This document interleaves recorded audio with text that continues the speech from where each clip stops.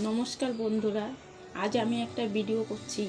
দয়া করে আপনারা ভিডিওটা বন্ধ করবেন না, শেষ পর্যন্ত ভিডিওটা দেখুন। আমি ভিডিও করতাম, মাঝখান থেকে ভিডিও বন্ধ করার কারণ এই যে আমার ছেলে 13 বছর বয়স, ওর একটা মরণাপূর্ণ ব্যাধিতে আক্রান্ত, যার নাম ব্লাড ক্যান্সার। কলকাতা মেডিকেল হাসপাতালে ওর চিকিৎসা হচ্ছে, ওর কেমোথেরাপি দেওয়া হয়েছে, কিন্তু ডক্টররা বলেছে ওর বন মেরু ট্রান্সফার করাতে হবে। কিন্তু এই বন মেরু ট্রান্সফারের খরচ প্রচুর।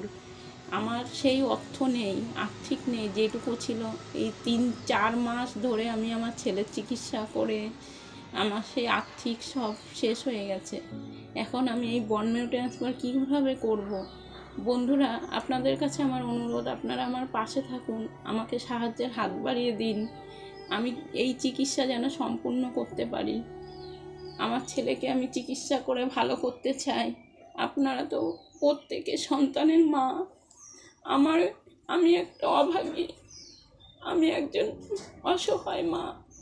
আমাকে সাহায্য করুন, আমাকে এই সন্তানকে আমাকে কোলে ফিরিয়ে দিন। আমার অনেক অর্থের দরকার, এই অর্থ আমি কোথায় পাবো? আমাকে সাহায্য করুন আপনারা।